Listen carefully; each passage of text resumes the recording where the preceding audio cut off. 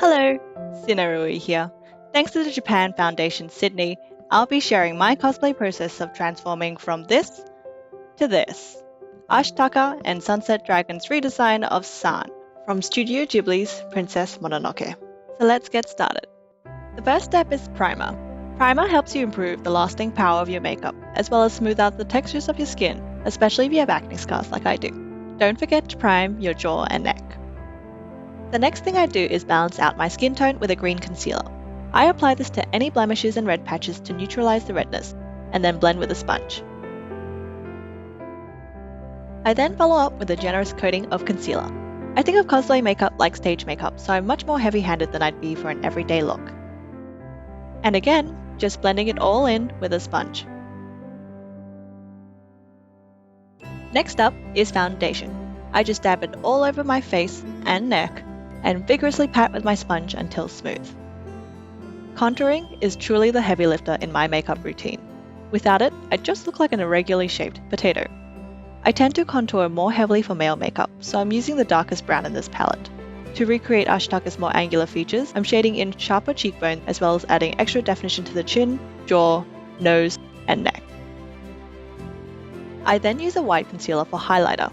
I've found that this creates a much stronger contrast than skin tone highlighters while still keeping a matte finish. Now just blend it all in.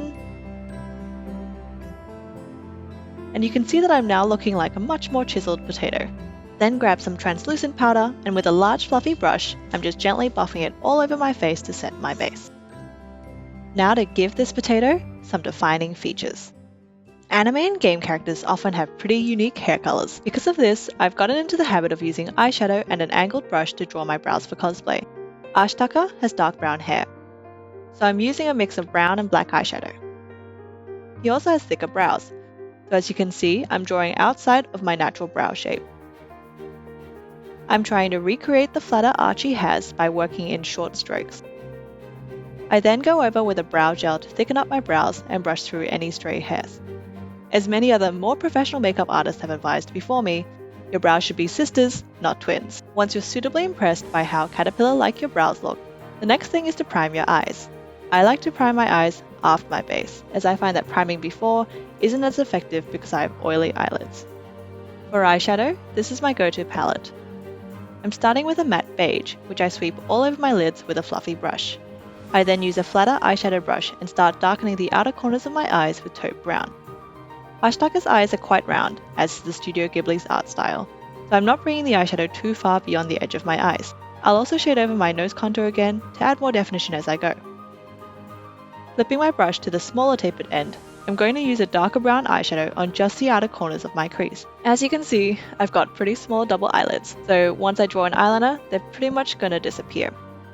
Because of that, I'm drawing in a fake crease using a small liner brush. I then use a smaller eyeshadow brush to highlight the inner corners. This helps to create more dimension to my fake crease. Finish it up by shading in some brown eyeshadow into the outer edges to blend in the crease.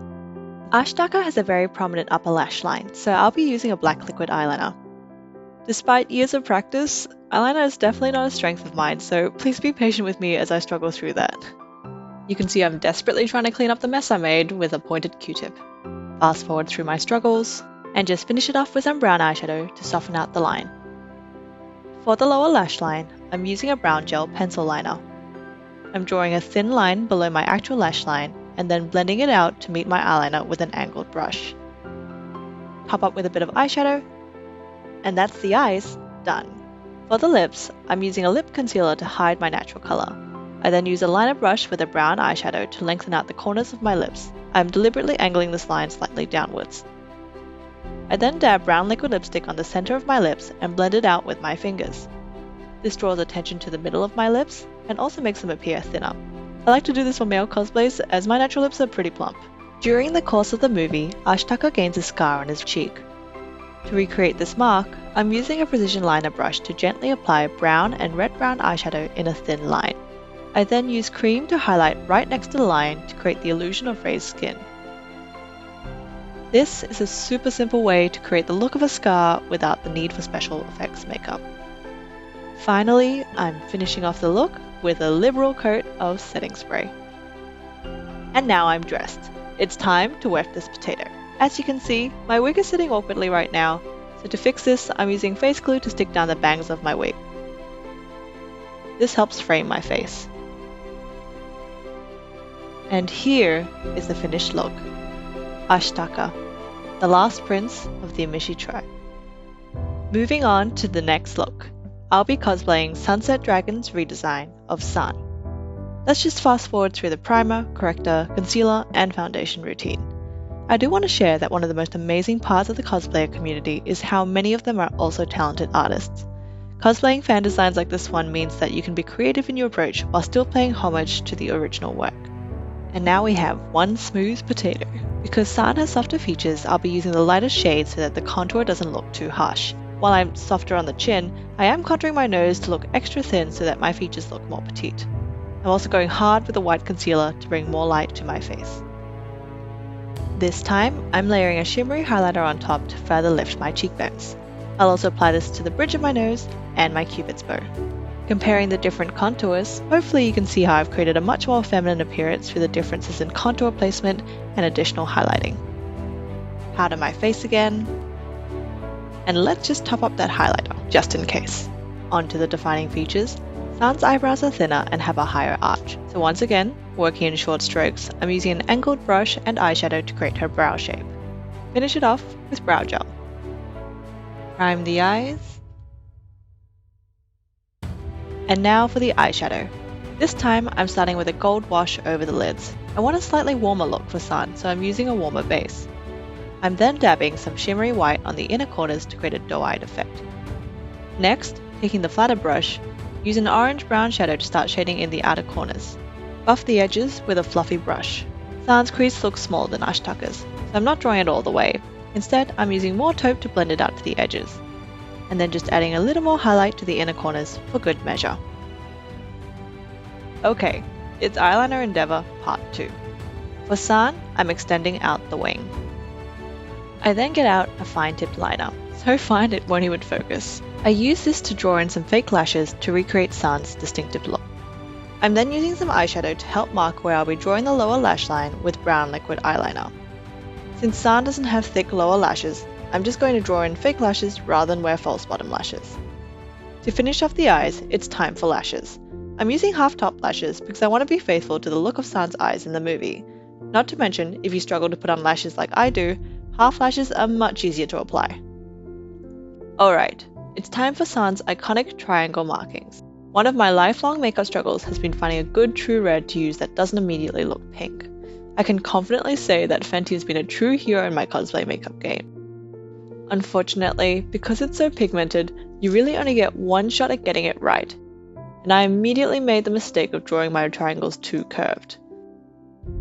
I'm going to justify it by saying that it does look better on my features as it makes my face look less long, but yeah, you can see the panic in my eyes as I desperately try to even the triangles out to look more symmetrical. In hindsight, I should have used a template of some kind, but I also like to think that canonly, San doesn't always have completely symmetrical markings when she draws them in herself. Scribble in the forehead triangle.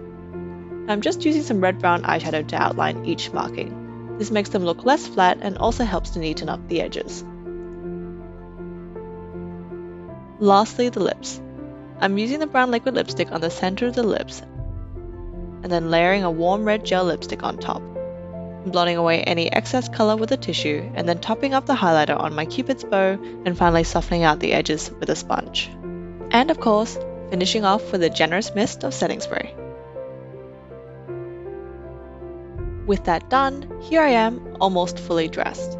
With a Fenty, I'm just going to swipe red markings onto my arms and legs. Oops, I just noticed that I forgot to tie on the rest of my bracelets in my rush to hold this all on before the sunset. Sorry about that. Anyway, it's time to wake up. Like with Ashitaka, carefully arrange it around your face, and in this case, do your best not to accidentally smudge your triangles. This wig is so thick that I'm going to skip the face glue. But, to give you a bit of an insight into my more complex cosplay builds, neodymium or rare earth magnets are one of my favourite forms of attachments. Because the fur is actually quite heavy, I use 8 magnets to help even the load so that it doesn't just scalp me every time I move. The antlers are then popped on top, and then the mask also attaches via the same magnet that secures the fur to my head. And there we have it, the finished cosplay of San. otherwise known as Princess Mononoke or Wolf Girl, as based on Sunset Dragon's design. Cosplay often feels a lot like being your own one-stop costume, hair, and makeup department, so hopefully the video today gave you a glimpse into what that process involves. If you have any questions, feel free to drop me a message on my Instagram or Facebook, or otherwise leave a comment below. If you haven't already, I'd also recommend checking out the rest of the Japan Foundation Sydney's Pop Japan Australian Experts on Cosplay video series. Those links, as well as the makeup products used in this video, will be listed in the description below. Thanks for watching and have a lovely day. Bye!